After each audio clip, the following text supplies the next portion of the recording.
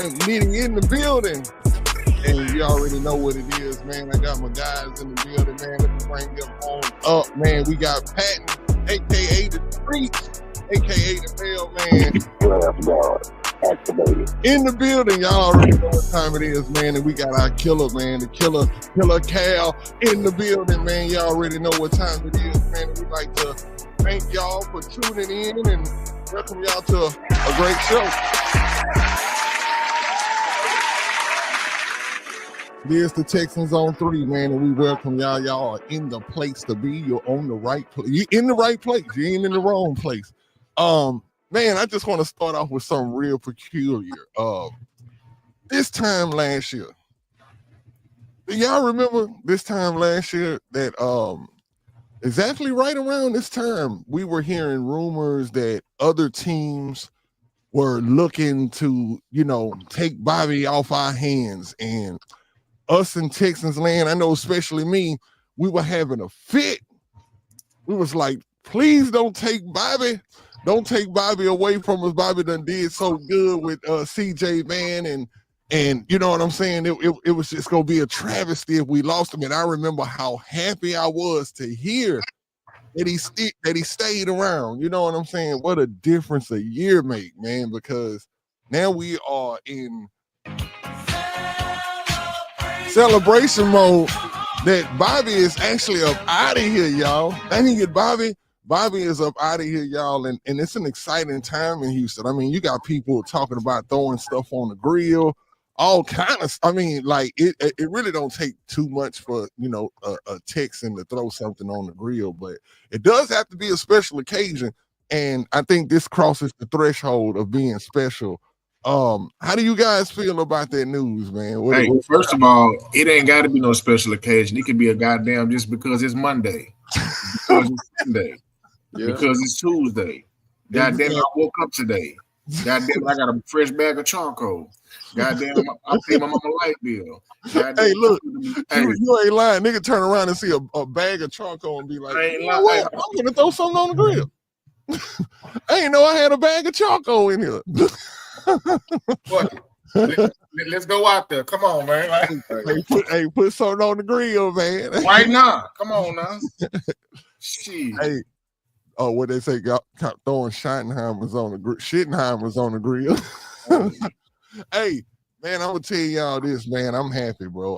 I'm definitely excited to see where the team is gonna go. I was a little worried, still am, worried about a little bit about the rumors about promoting Jared Johnson up, and I think that would make no sense because you just might as well have kept Bobby at that point. I don't think Gerard is ready yet. I think that they may keep him to be, the communication to CJ some kind of way, but I don't think that we go to Jared after this, and that's what's got me so excited. Gerard. Yeah, Gerard. I'm sorry. That's what's got me so excited because I'm like, yo, what is this? What is this gonna look like? What is this offense gonna look like next season? I read today that they let Gerard call some plays in the preseason, and they were saying that all the plays he called that were successful yards, but it's preseason, bro. Like, so yeah, so right now on the list of OCs out there right now. I've been seeing some pretty good names pop up there, some exciting names. I think the one that's getting the most tread, I think that we want to bring in is Chip Kelly. Oh Lord. I was still kind of listen to me though, Patton. I was kind of still on the old Chip Kelly when he was with the Philadelphia Eagles, probably I think that was over 10 years ago. But when he first came in and, the players had a little problem with how he was running things. Yeah. A lot of the power that he was given, he really was the poster child for the reason why Bill O'Brien fucked up. And what I mean by that is like, you don't give a coach that coach and let him be GM and all of that, what you seen Bill Belichick do.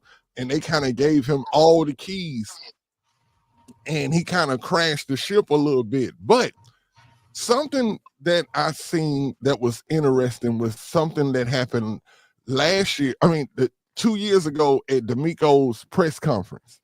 he actually brought up Chip Kelly's name. He said that he learned a lot about, leadership and stuff when he was over there with Chip Kelly. And that kind of got me, it made me think like, okay, so it's a tie. It's a tie-in. Because, at first I'm thinking like the only tie-in may just be CJ, and only because he was just the OC over there in Ohio State, if I'm not mistaken. So I'm like, okay, I think we may end up getting Chip Kelly. If we did, what y'all think about that? Cal. Man, I was looking at the experience of, the guys that's on the list, and Chip Kelly got a lot of experience. I think one of the things that D'Amico could really learn from is a more experienced guy who have done it. I think D'Amico turned over that offensive side of the room to a young puppy, and the job was just too big. Yeah, it was. And D'Amico kept like, hey, man, I got a job to do over here. Me and Bert got this. Now, when I hired you, you said you can handle it. I gave you the money. You went on the interview last week. I gave you more money. Can you handle it? And we saw from week 1 to week 18, he couldn't handle it. Now, Chip Kelly whether he been successful in Philadelphia, San Francisco, that's beyond the point. But he's been around football for a long time.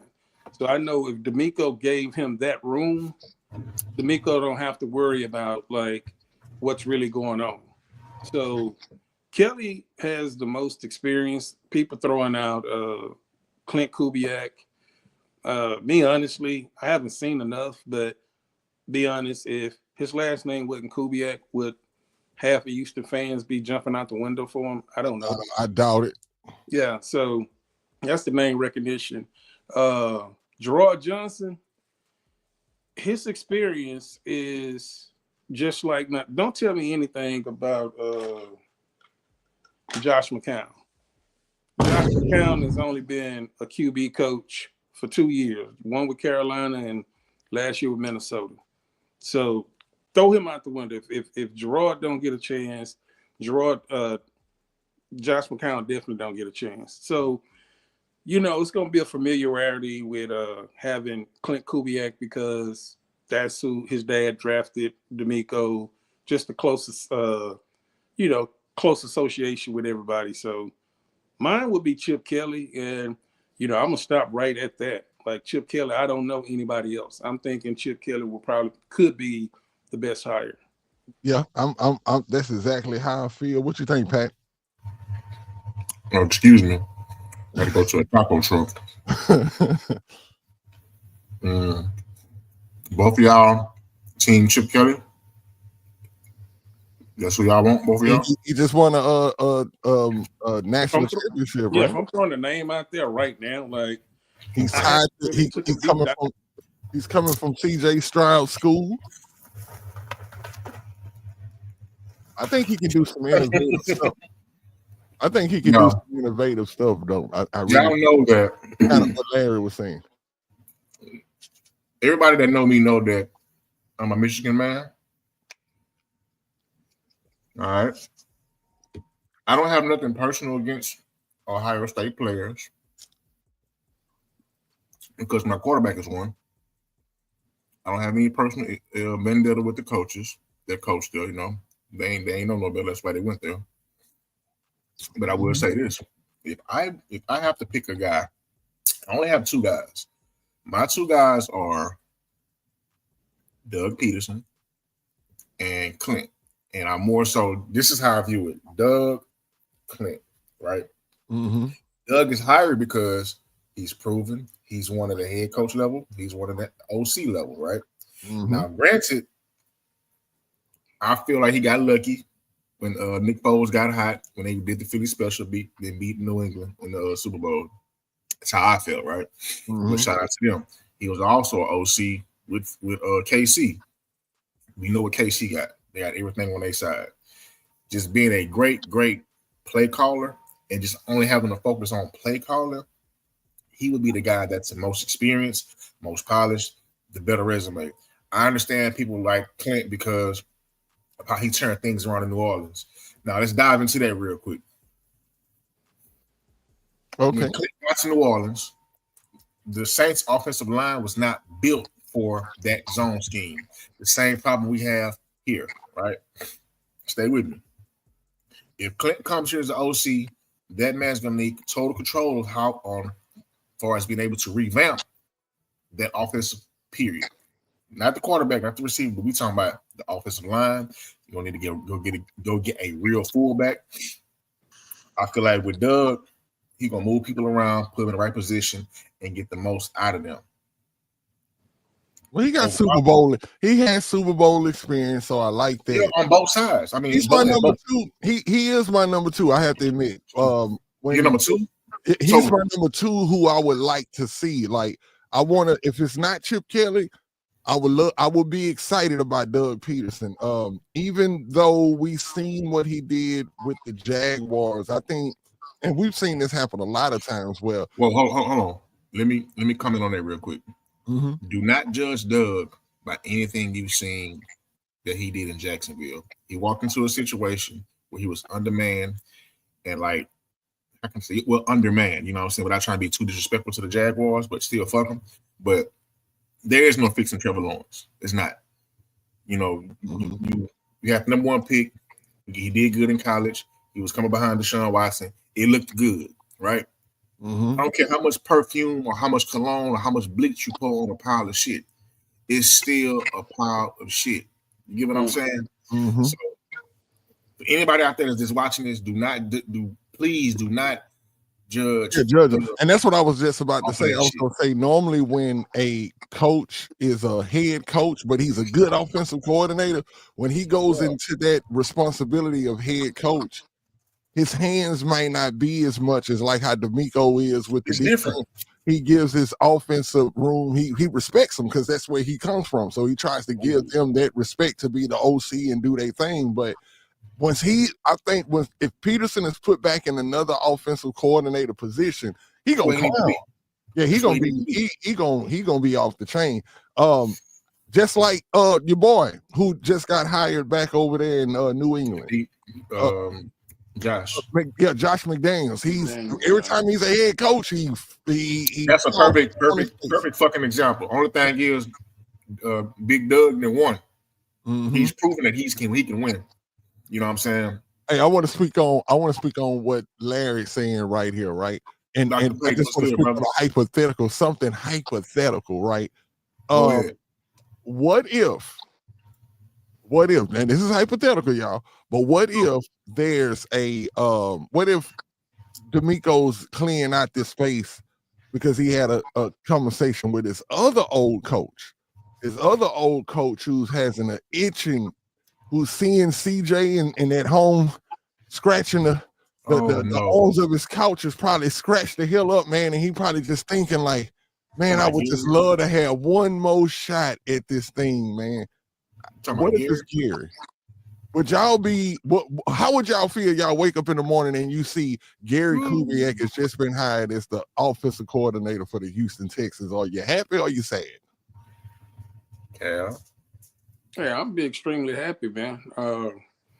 I think him taking that amount of time off, you know, he got his Super Bowl ring. He took some time off. He cashed in money. Got his kid situated. And Kubiak, you know, played ball at St. Pius. Kubiak could be nice, bro. I ain't gonna lie. That would just get me just for the nostalgia of it. You know what I'm saying? Like what?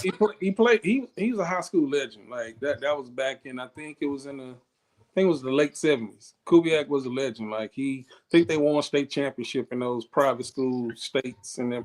So what I'm saying is, I could see him probably just saying, "Hey, just be an offense coordinator and lend my helping hand and bring my city a championship." I can see it happening. Mm-hmm. It had to be something. I feel like this, y'all. It had to be something very enticing, like for D'Amico to, because y'all know how, like we kind of got a energy kind of feel of what D'Amico.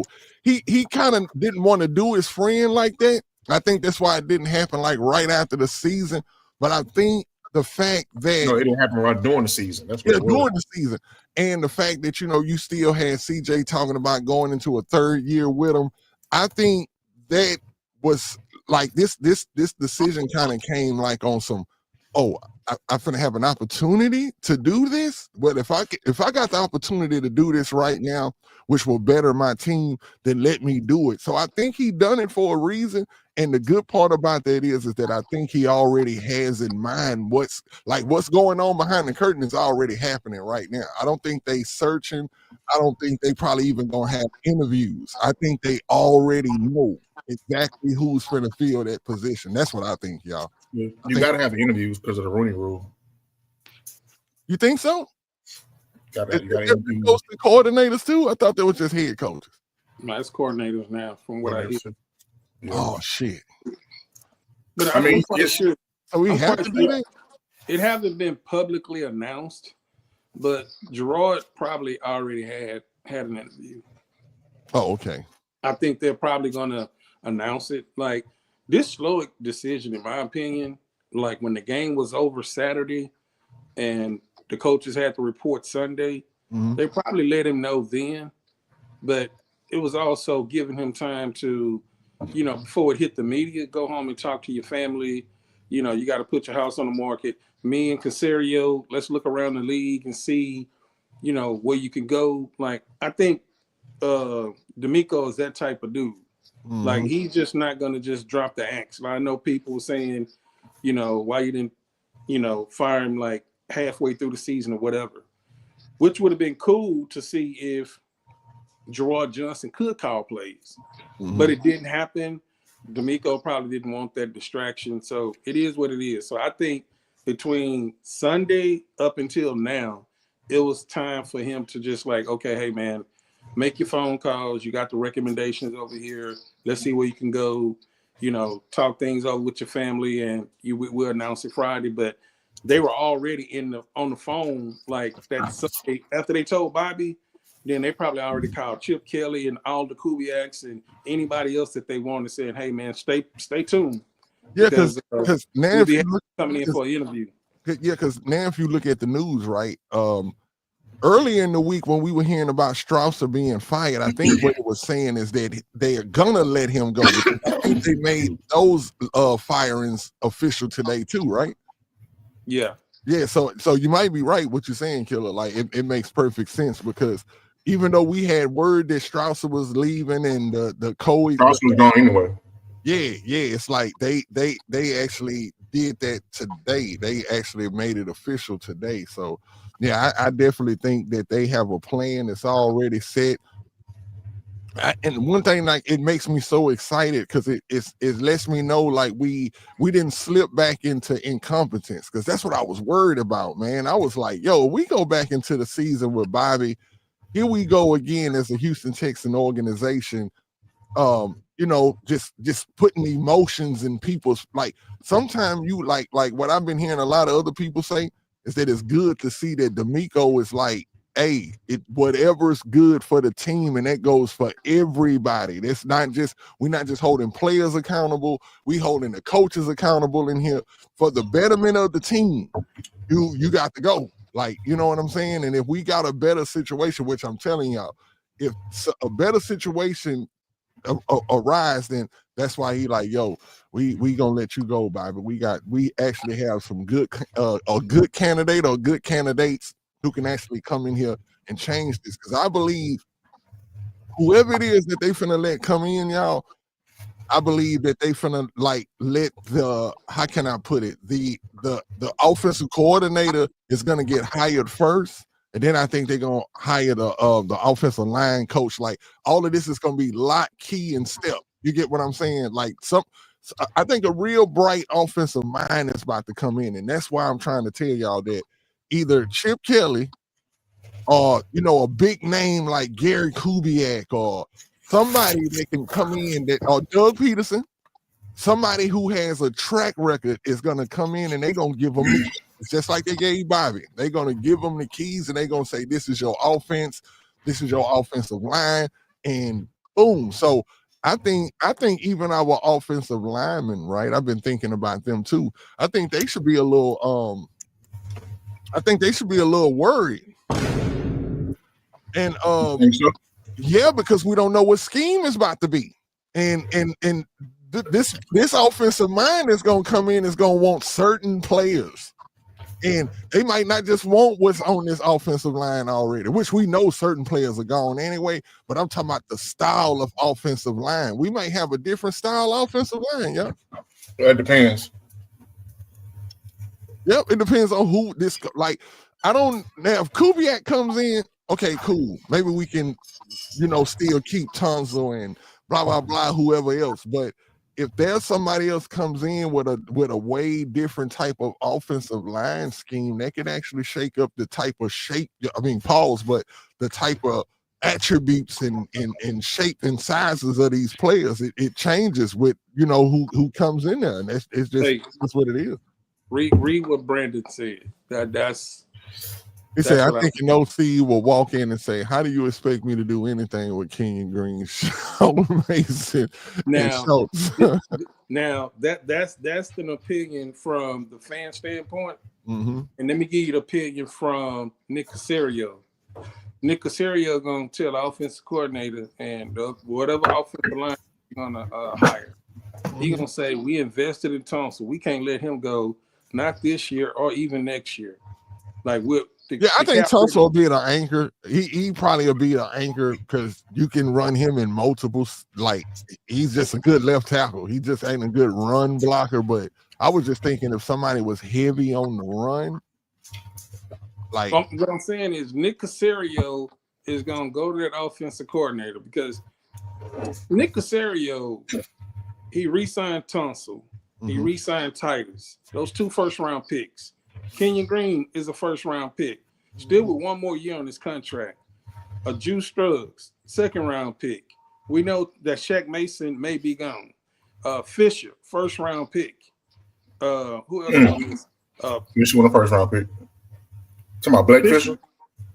No, Fisher was second round pick. So anyway, you got 3 first-round picks, including Kenyon Green, and 2 2nd-round picks on that line.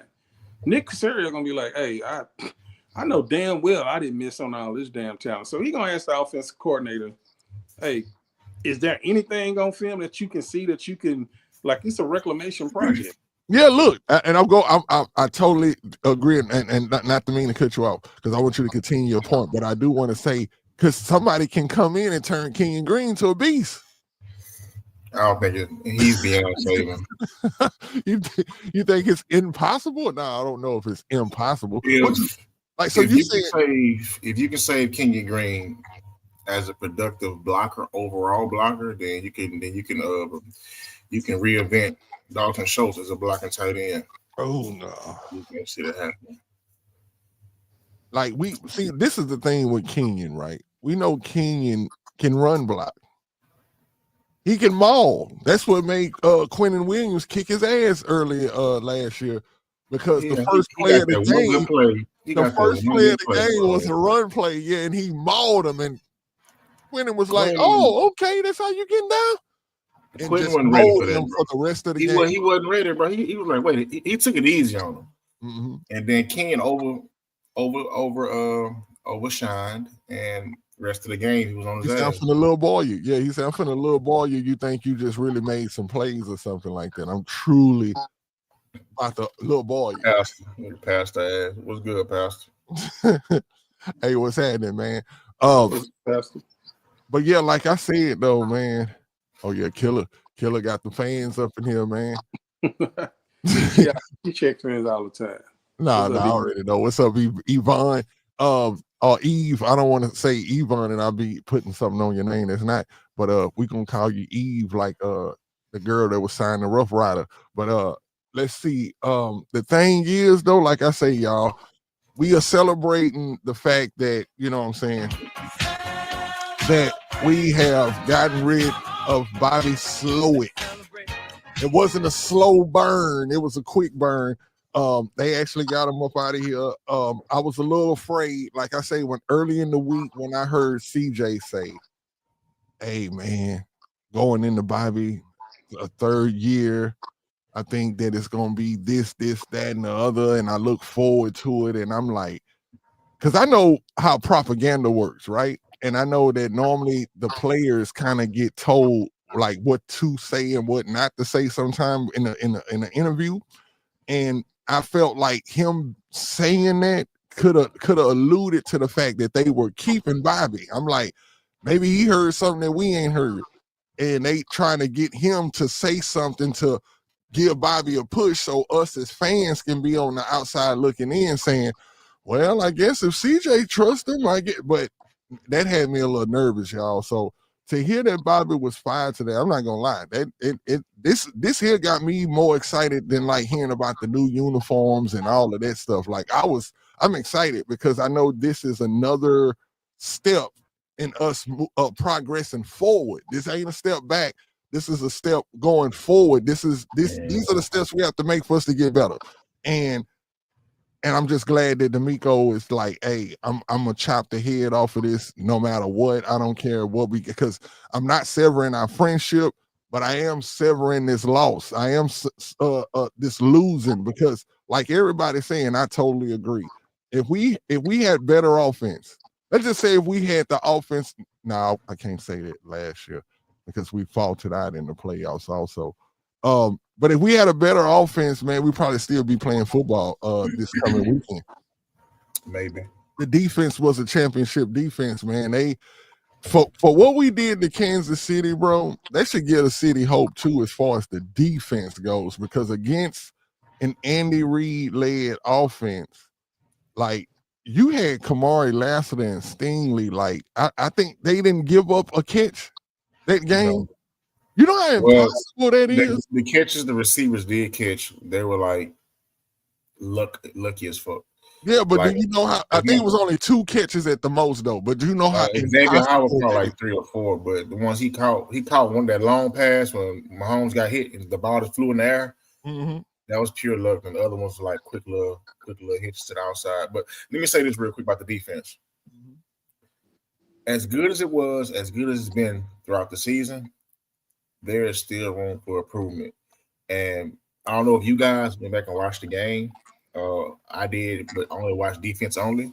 Mm-hmm. I can truly say that going into this going into this offseason, training camp into the next season, mm-hmm. Schedule's going to be number one. Schedule is going to be harder than what it was this year, right? That's number one. That's why Kubiak did. I mean, not Kubiak. Oh, my bad. That's why D'Amico did what he did. 2, as good as this defense was, there is a lot of room for improvement. So much room for improvement. Now, there are only 2 areas that I'm going to focus on as far as, because I'm building my draft board not just for this team only. The linebacker position and that one safety position. You can potentially get away with addressing one or the other, right? If you run back, which you ran back again with your linebackers, then go get your safety, i.e. Starks from Georgia. That can make a big difference.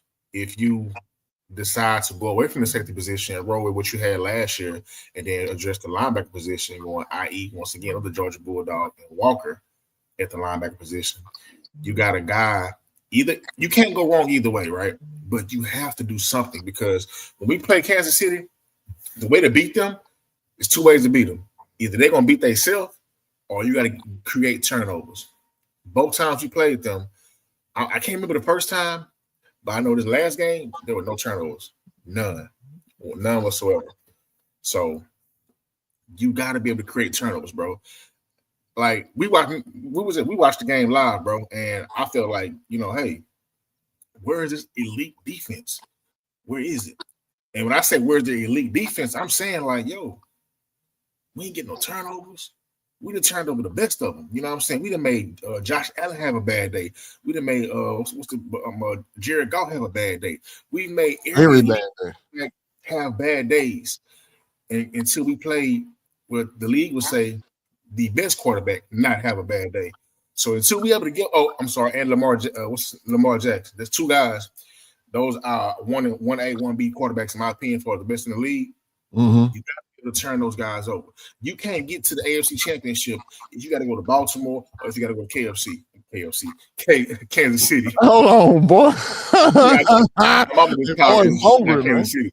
But I'm just saying, like, you can't get to the what we want to get to if you can't turn these guys over, shut them down. You get what I'm saying? So, like, this is going to be everybody's happy about the offense, Bobby Slowik being gone, things of that nature, cool. But at the same time, bro, and I trust D'Amico, he gonna have to lock that shit down. Another thing, I'm my guy I want right now is Doug Peterson. He's the most polished guy that's on the market. A lot of people that want Clint need to understand that the Saints have to grant the request for him to interview, and it ain't guaranteed that they're going to do that. You know what I'm saying? You may miss out on the guy that you like or may want versus trying to wait to see if they're going to approve of it or not. Because think about it, New Orleans doesn't even have a head coach right now. Mr. Exotic Blitz is over there, just had an interview, i.e. Anthony Weaver. You know what I'm saying? So who's to say that he wants to lose him? Clint, you know what I'm saying? Let me ask you this question though, Patton. Do you want to you want to keep a what's the name type of offense, Shanahan? You want to keep that going? Going with Doug, you're getting rid of that. No, I'm saying, but if you get Clint, like that's still in the and that's what I'm kind of, man, it's crazy. I'm kind of out on it, and now if Clint, not Clint, his dad comes back, then yeah, like and it'll make sense. But I'm kind of I do want to see something new. That's why I'm on the Chip Kelly. Everybody's caught up on this Kubiak shit, right? Let's go down memory lane. It was good when we first got it, or it looked good when we first got it, right? Think about that offense. Just compare the two. We had a guy that was undrafted in Aaron Foster. We had Matt Sharp, who was the AKA King, the bootleg king, had a noodle arm. We had the best receiver of the league at the time. We had a reliable tight end. Comparing teams, maybe not. However, that offense stalled out because it was so fucking predictable. You get what I'm saying? Are you really sure you want to go down that route? No, see, now look, this is what I'm saying. If we get Kubiak, I'm talking about Gary not gonna run that same offense from back then. I think it's gonna be. How old is Gary Kubiak right now? I think it'll be wrinkles in it, bro. He younger than Pete Carroll, who just got a head coaching job with the Raiders today. He's 63. Man, Pete Carroll got about 3 more seasons before the Grim Reaper come looking at him. God forgive me.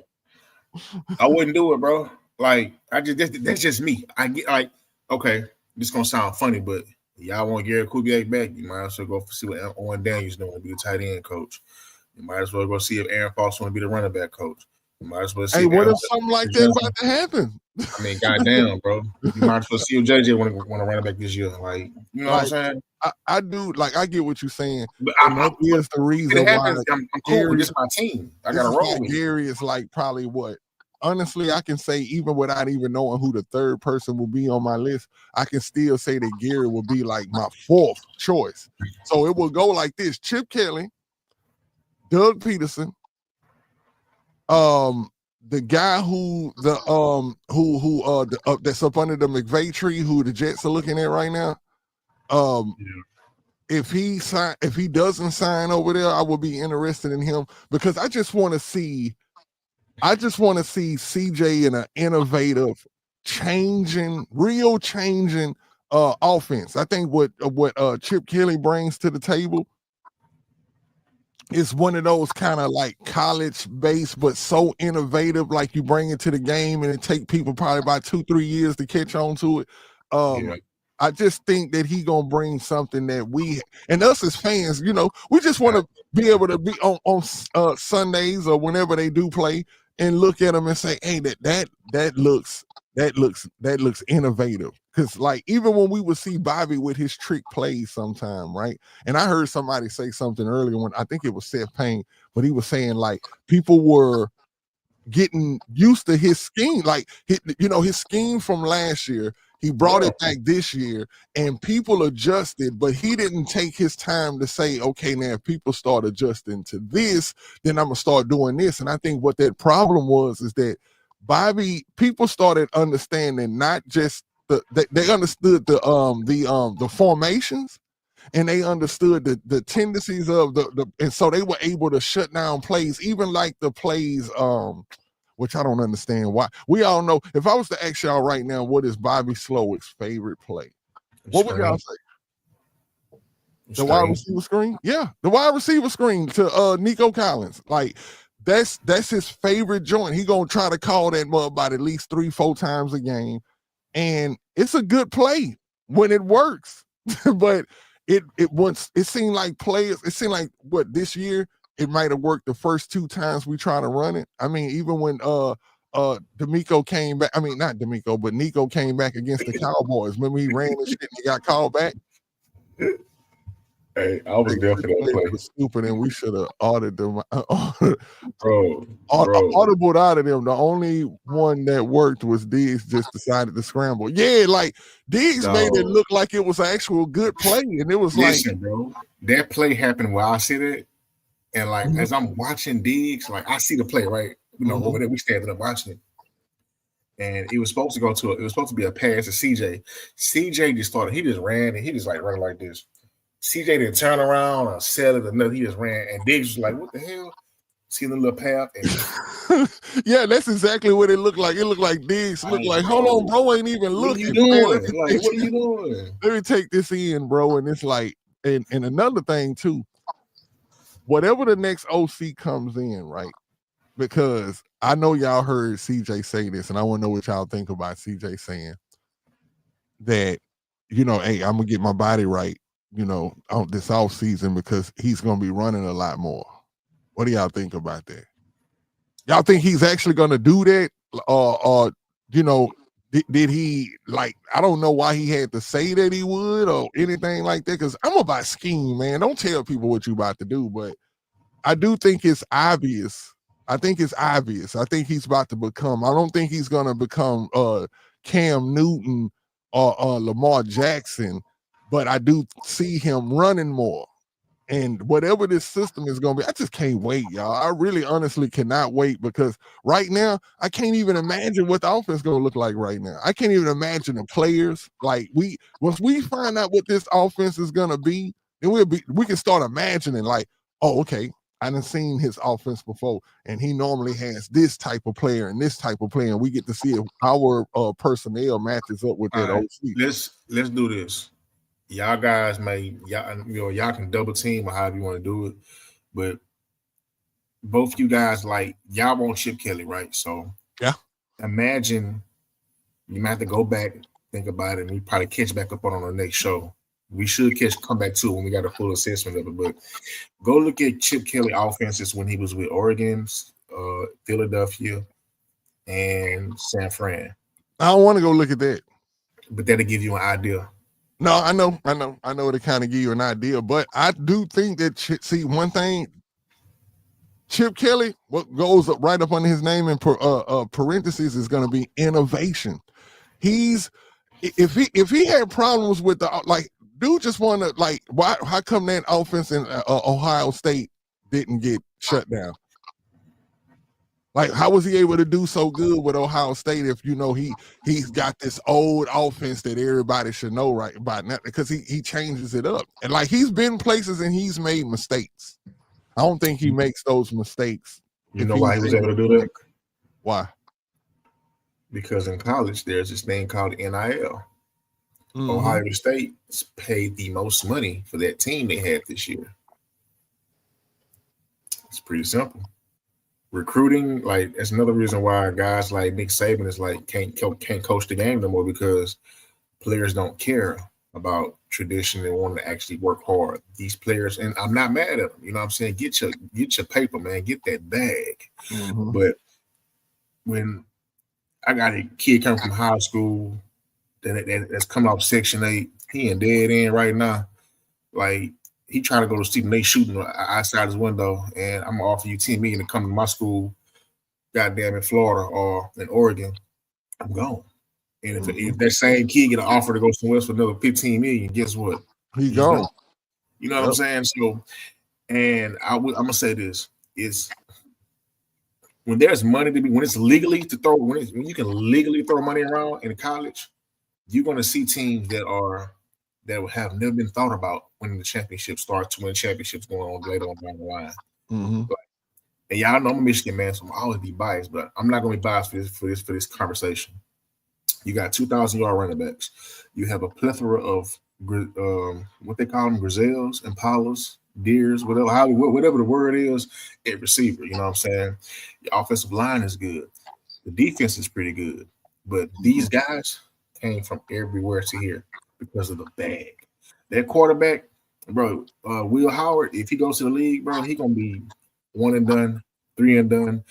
Hell, he gonna be another day. He gonna be a great value, Davis Mills. Just being honest, you know what I'm saying? Hey, mama. Hey, what's up, T. Jones? Hey, baby. But you got to understand this, though. You know what I'm saying? So in the college game, bro, it's even getting harder to recruit guys because, like, who want it? You know what I'm saying? Like, these guys are going to these schools based off the bag. They ain't no, I'm hungry. I got to get it. You got these guys coming from, I'm hungry, got to get it, to shit, I already got it. What about the players like Daniels that just came in? Because seemed like we got a chance to see how he went from one school to another school. Was that because of NIL? Like, did he leave ASU because of NIL, or how did that work? Jaden Daniels? Yeah. I want to say NIL maybe. But going from was ASU to LSU, I mean, hell, you going to a school with a better offense, higher profile, better system, you know what I'm saying, to use his strengths. I mean, he was only going to get so far at ASU. You know what I'm saying? You go to LSU, where I feel like, my personal opinion, LSU is receiver U and DB U. You know what I'm saying? They got the best receivers, best DBs. Like, you can't go wrong there. And that's how I went for him. That boy said Cam Ward took himself out of the game at halftime. Titan QB1, he wants it. Hey, sometimes you think about it, people start thinking more about their career if they getting ready. I can see him, like, if he done that to want to. Yeah, bro. I don't think it's heart. It's not showing that he got heart, or you know what I'm saying. It's being smart, bro. Yeah, that's what I was about to say. It's like, I don't think it takes away from, it don't take mark something off his car, because it's a smart thing to do. It's making sure nothing happens. I'm gonna give you an example, bro. I'm gonna give you an example. Michigan got tight end Jake Butt. Jake Butt played his last game and blew his ACL out at a time where there was no NIL, at a time where there was no he didn't have insurance policy, injury insurance policy, right? If you get hurt in the NFL as a rookie, they take care of you. You know what I'm saying? You got a clause that kicks in. Jake Butt went from being a certified number one. He was the best tight end in his draft. When he played that last game, that bowl game, blew his knee out. He went from being a first-round pick to, I want to say, 5th round. And granted, he got drafted by Denver, and Denver did right by him, which they didn't have to do, but they did right by him, took care of him. But just think about it. You going from, I'm guaranteed number one, first-round pick because I'm the best in my position, blow my knee out, go from the best in my position to, they forgot I was even in the draft. Jalen Smith. Who? Jalen Smith, if I'm saying his name right. The guy with the linebacker with Dallas. Yeah. Notre Dame, yeah. Notre Dame, same thing with him. Bro is going to go like number in the first round, but didn't end up doing it because he got hurt. I mean, he was still productive once he got. Oh no, he was super productive. Oh, but what you saying is Jake Butt never made it back on the field. No, I was gonna say, because I heard his name. I remember back when he played a little bit, but I mean, he never got to back to what he was supposed to think about it. Michigan had these tight ends, bro, that just don't pan out. Now I think about it. We had one years ago, Ben Japuti. So it's Ben something. So last name started with a J. We drafted him. He was hurt when we got him. That's crazy. Yep. I need to call Michigan, bro. See what's going on. See what's up with them tight ends. Pause. Yeah, something going on. But one thing I will say is that this is something, like I say, that happened today that's gonna change the team. We waiting just like y'all. We fingers crossed Fingers crossed. Oh yeah, I do remember that. I do remember him. Big job proof. Yeah. And he looked at pretty serviceable. I mean, he looked the job, but he was hurt. He would have been all world for us if he would have made it. Yeah. That's how good he was. So that's another thing too, right? Y'all think, being that we own tight ends, pause. Let's just stay there. What do you think about what Schultz? Do you think Schultz is out of here? Do you think that D'Amico is looking at everything that was everything and everybody who was a problem last year, and he's cleaning house? Put it like this. Another scheme may not require Schultz to do so much blocking right next to the tight end. I mean, right next to the tackle as much. So it depends on. I mean, like I said, I haven't seen enough Chip Kelly offense, so I'm gonna go back and look at some of the games. And it's high octane in that offense, no. But I'm saying, how did they use their tight end? Was their tight end split out or required to block a whole lot? Vertical. So, I he didn't show any ability to want to block, and so we knew that when we first got him, though. What's that? We knew that when we first got him, though. That Big Sarge, he's a zone killer.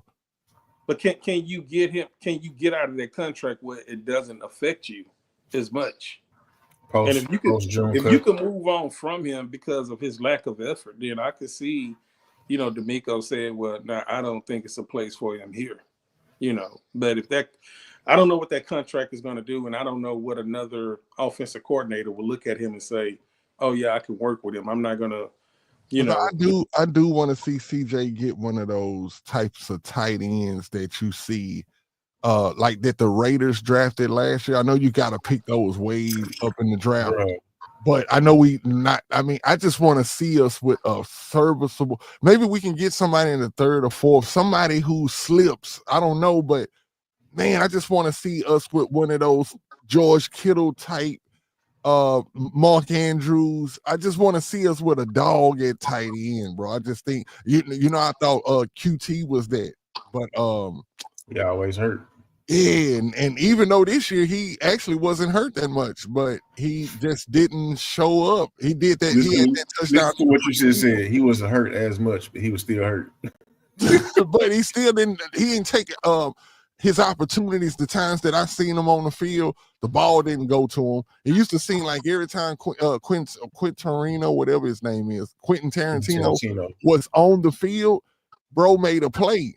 Bro made some kind of catch. Bro did something that would flash. Like, remember in preseason last year when he caught that touchdown and he just looked. Was it Pittsburgh or Chicago? One of them games. It was. All I know is that when you looked at him, the first game, Hall of Fame game, how he was, you just exactly. When you look at him and his physical traits, you like, yo, like he looked like a dog. Like he looks like the type of tight end that I'm talking about, but. Bro just can't stay on the field, man, and it's a shame. As far as Blake Bowers go, bro, tight ends like that do not fall off the tree every day, bro. Now, there are some good tight ends. The best tight end right now is... hold on. What about what's the name, though? We missed on a tight end just a year ago. The guy, Laporta. Laporta wasn't looked at as being as good as he ended up being in the league. You know that, right? Yeah, but he also came from tight end U. But see, that's what I'm saying. That's what I want for us. A tight end that we don't have to pick real high, but all of a sudden at camp, they just start talking about him. Like how they was, even though we know J.J. Watt was a number one pick. But do y'all remember? I know I remember like yesterday because I used to go out there to the practices all the time. And at first, we actually booed him. I know y'all know that. But at practice, it was his first practice. Y'all remember what all the players were saying about JJ, even the coaches, everybody. They were literally saying, dude is unblockable. They like, dude is, I'm talking about everybody was saying it. He unblockable. That was the word with him, unblockable. And then the first time we see him in the game, he really was unblockable. It's like, I just want to see us pick up a tight end that's that type of player where, yeah, we picked him in the 5th round or whatever, but he's at the camp and first day out there, you can just see. Because I'm telling you, Sam Laporta, I hate that we missed out on him because we could have actually had him, even though it's a lot of players that we probably. It wouldn't have mattered though, bro. You don't think it would have mattered here? No, because the way they use him, with the way we use tight ends versus the way they use him, it wouldn't have worked, bro. It's like need CJ to do a lot of private practice sessions with Stover in the off season, so he has a safety blanket on. Yeah, I agree, Brandon, but that's he's not fast though. That boy Stover runs in quicksand. No, he runs to the contact, which it's is like, a good thing. He can't run away from it. That's the thing. No, I mean, no, that's not. You got to run to it if you can't run away from it.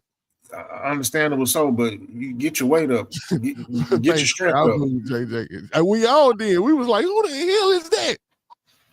Nobody. He wasn't on nobody register, but boy, thank God we picked him though, bro. Like he wasn't on nobody register. Let me say this though, like, and this is all predicated on who the new OC is. I'm just going through my memory bank now. I'm gonna keep saying it till it happens, bro. I'm speaking this shit into existence. We finna get Doug Peterson, bro. I just feel like we finna get Doug Peterson. Doug Peterson offense, it changes. It varies. Like, it's gonna take some time. But I feel like once he come in here and do what he got to do, move the old lineman around, bring some guys in, the extra track. I feel like, bro, we're gonna be one of them offenses that put up the minimum of 24 points a game. The minimum. Exactly. I was thinking the same thing too. I say, man, I don't know, Cal got something going on. I think Cal got something going on because I've been trying to alley-oop to my boy. But now Cal, what's you know what I'm saying? Because I don't really have any more questions. What's anything that you just want to bring to the show? Anything that you know early in the day that you probably was thinking about and like, man, I just want to bring this to the show. I want to ask Patton a question right quick. You said you wanted what's his name? The offense coordinator? Doug Peterson. How often is he running, 3 and 4 wide? Like, he's running a true spread, or do his offense require a fullback? Do he use multiple tight end sets? How his offense is, how it runs? Looking back at Jacksonville, fuck Jacksonville. I'm not gonna judge him off of that. When he was in Philly, it was a 3-3 spread. 2-1 tight end, single back in the backfield. They didn't really have a fullback unless they got to the red zone, inside the 10. Inside, or 4th and 1, 3rd and 1, shit like that. You know what I'm saying? But also you got to understand this too. Like, he was part of that rebuild for the offensive line. That's also a good thing. We a lot of people we're not really looking into. But we want that, but we're not looking into it just yet. You know what I'm saying? Mm-hmm. That his scheme requires maulers. When I say maulers, you look at Philadelphia offensive line, you look at Pittsburgh offensive line, you look at Baltimore's offensive line. These guys, big dump truck dudes. You know what I'm saying? You just ain't moving them out the way. You're gonna get moved. Look, you're gonna run into them and fall back like, damn, I gotta try something different. So if we go in that direction, bro. And it's another thing too, like, it's so much this offense has to do. Not only do you have to revamp the offensive line, you gotta look at your receiver room. Like, let's be real, we only got one receiver. Yeah. We only got. I seen today on, I think, Twitter or Instagram where Tank said he'd come back this year. That's great if you do, but I'm not putting my money on it. I ain't putting my last breath on it. I ain't putting my last cigarette on it. Most definitely. Tank not coming back into his last year on his contract. With that being said, a lot of people want to trade for Garrett Wilson. I'm not a capologist, but I will say this. If you do trade for Garrett Wilson, understand this. You have to pay him real soon, on top of paying CJ real soon, on top of paying Will Anderson real soon, on top of you finna get ready to pay Stingley. You gotta pay Harris. You gotta pay Petrie. You know what they mean though, Patton? They mean that much. this wide receiver room is probably finna be built through the draft. That's your best bet.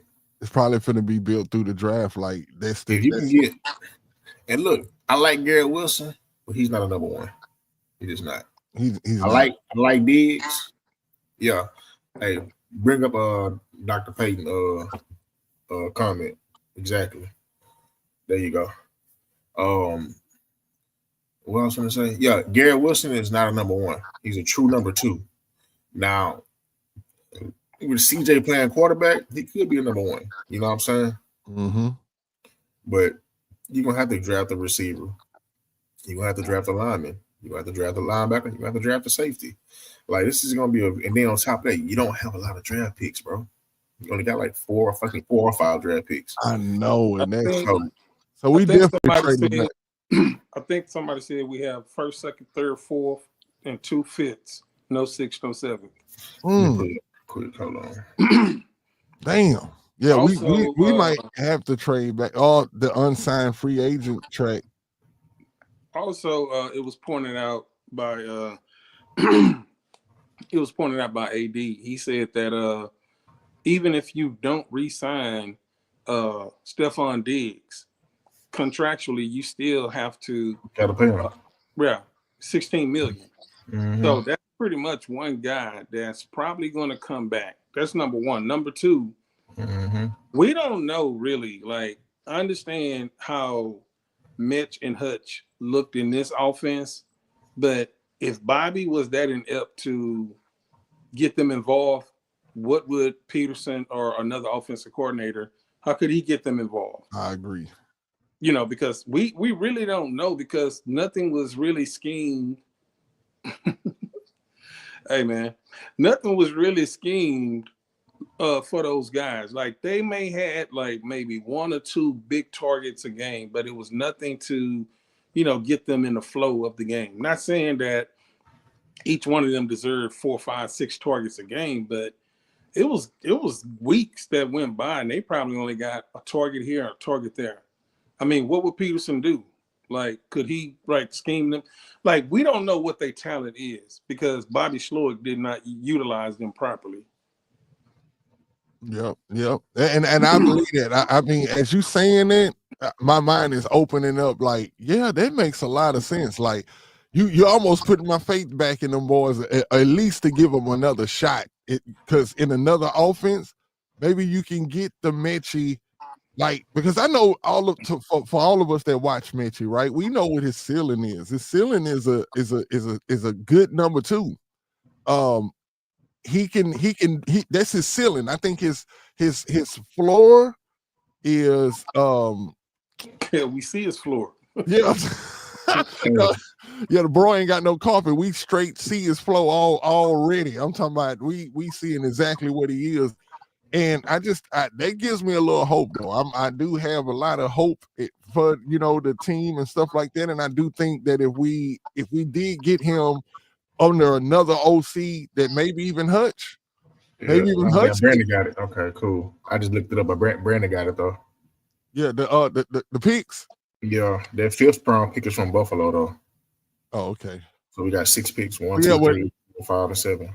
So that's 6. So we got 6. It said the talent is there. It was just terribly misused. And I agree with that, AD. Thank you, like I say, what Killer was saying, that actually gets me excited. Pause. Like, it makes you say, okay, those now we still have potential players that can come in. And then, you know, we know Nick, man. Nick works. Nick does some things, bro, that you know, he's one of the, I don't know, I would say at least a top 10 GM in the league right now. And I'm not really worried as far as like what the team can look like. Because one thing that we see that Nick does, he kind of takes the team and he shuffles the cards and it just falls into place, even though he does a whole lot of 1-year contracts here. You get Nick be signing 6-month contracts.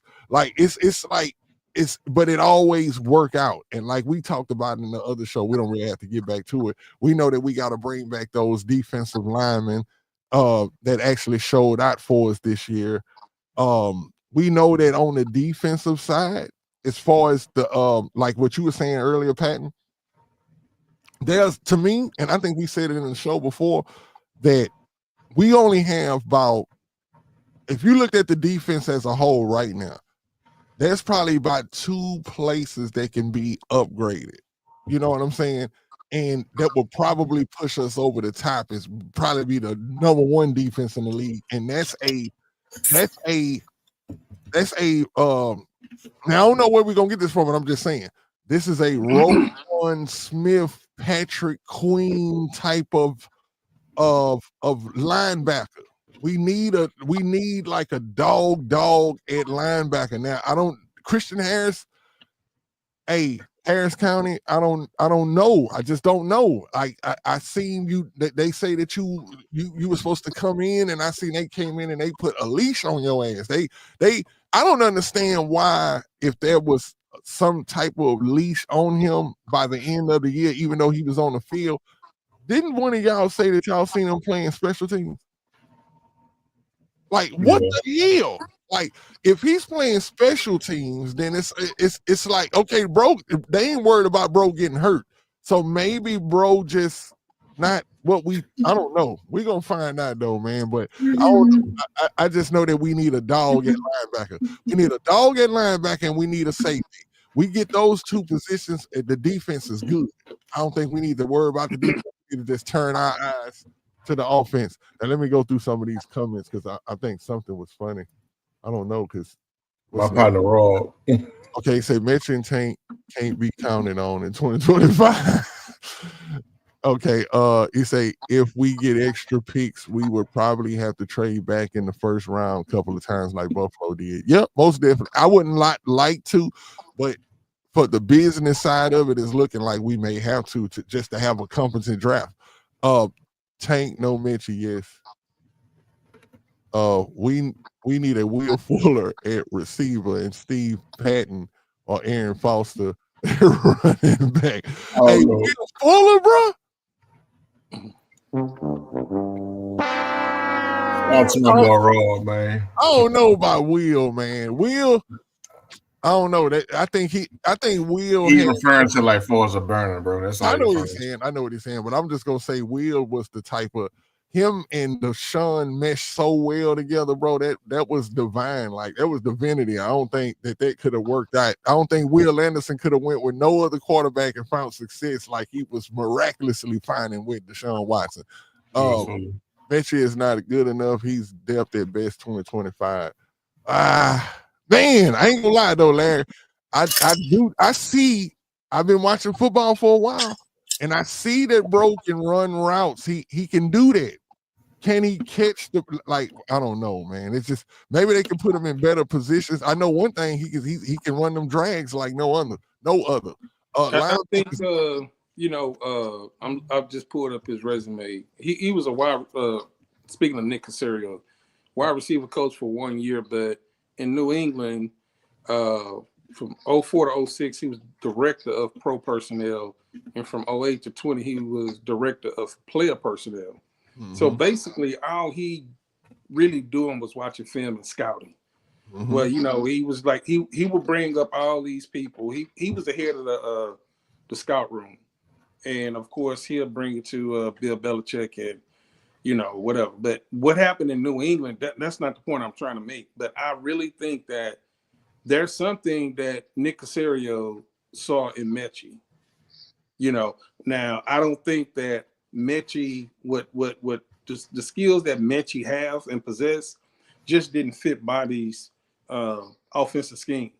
The good part about it is he's still under a rookie contract, so there's no rush to just get rid of him just because, unless Carolina say, hey, we'll take him for a third or something like that. But we don't know what the offensive coordinator would come in and just what's say deuces. We don't know what a third. I ain't gonna lie. I'll drive him out there. Fuck it. Red say we drafted Will Fuller in the first. He's got Chris Jones with a second, and Tyreek with a fifth. See, that's what I'm trying to say, Brandon. In the situation that we in right now, we're gonna have God gonna have to shine a little blessings our way to where we find some dogs in the draft, like homegrown. You know what I'm saying? Some guys that like like you say, the guys that in the 5th round that just turned even some like even we've had a taste of the undrafted free agent pause with Arian Foster.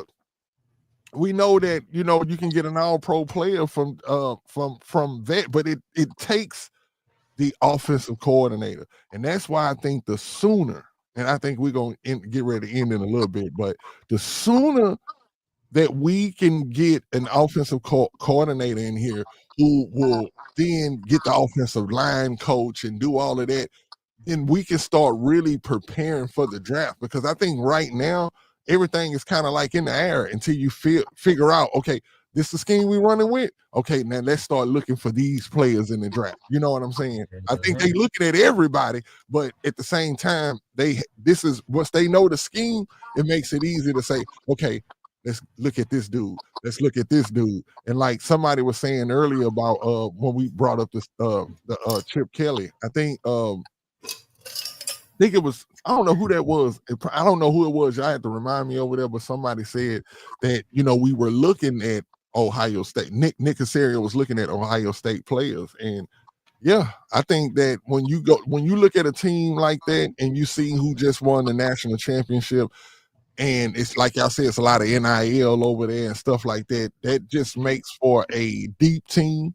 And I just think that, we'll find Nick will find what he's looking for, especially if we go with Chip Kelly. I just think it's a good time in Houston right now, y'all. There is there's a lot to be excited about. A whole lot to be excited about. But ask yourself this: like when you look at the degrees of separation, the degrees of separation is really Chip Kelly.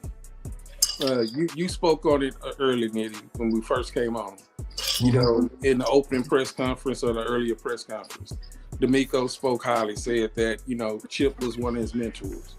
When he left Houston and went to Philly, that was his first time. From the team that drafted him, he's going to he's a Southern boy. He going up north and so he was up under Chip Kelly. So now when you fast forward that, you see the alma mater that CJ went to. He's looking at, CJ have watched every single game, and what CJ wasn't able to do, Chip Kelly was able to do. You don't think CJ was looking at that saying, "Damn, man, if I was running that offense, I wonder what I could have done." If that has ever crossed his mind, then that will probably be a cosign for that boy said deuces. That will probably be like CJ being okay with saying I roll with Chip Kelly, because CJ still have a relationship with a lot of people in that locker room. So what we may say that everybody say Chip Kelly attitude and all that, CJ is probably asking all them boys in that locker room, man, what was he really like?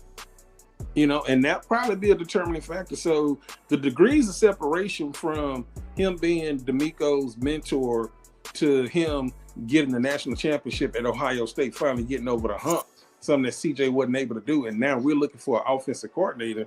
It almost seemed like it's a perfect storm in the eyes of D'Amico and CJ. So hey, look, that's what I'm saying. That's the only thing I've been trying to preach, is that it's all lining up perfect.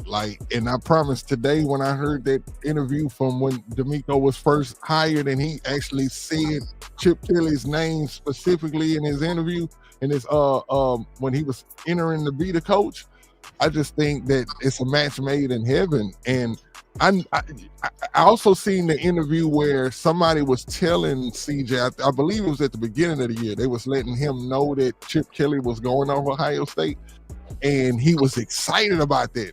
And so just imagine him being excited then and actually see it come to fruition. They actually win the national championship. You talking about having your quarterback jumping in the air, pumping his fist in the air at some news. I think if CJ get the news that we hired Chip Kelly, bro is going through the stratosphere for real.